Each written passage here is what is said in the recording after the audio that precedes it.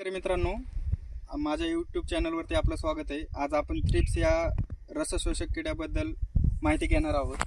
तर सुरुवातीला थ्रिप्स हे जर तुमच्या 2 महिन्याच्या कांद्यावर पडलेले असेल तर त्याला फवारणी घेऊन काही एक उपयोग होत नाही. 2 महिन्याच्या आतला जर कांदा असेल तर त्याच्यासाठी तुम्हाला आज मी कॉम्बिनेशन सांगणार आहे. त्याच्यासाठी तुम्ही पॉलिट्रीन 25 ml आणि ॲसिटेट 25 ग्रॅम आणि ह्याच्यासोबत सिलिकॉन बेस जर टिकर वापरलं तर तुमचा 100% थ्रिप्स हा रोगावरती नियंत्रण होण्यास मदत होईल. आणि हे शक्यतो तुम्हाला दुपारी 4 नंतर फवारायचं आहे. आणि दुसरं एक आहे आपल्याकडे सोलोमन, जे बायर कंपनीचं सोलोमन आहे. हे पण अतिशय रिझल्ट देतं, चांगला रिझल्ट देतं.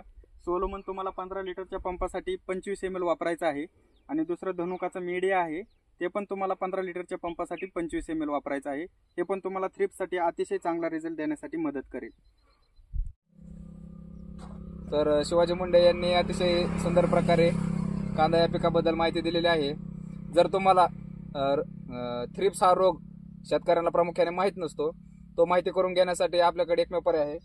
जर कांद्याचे वरचे टोक जर पिवळे व्हायला लागलेले असेल आणि याच्या मानामध्ये रस श्वसणारे किडे असतात, तर तुम्हाला काय अडचण आल्यास कमेंट बॉक्समध्ये कमेंट करून सांगा, आम्ही तुम्हाला नक्कीच उत्तर देऊ.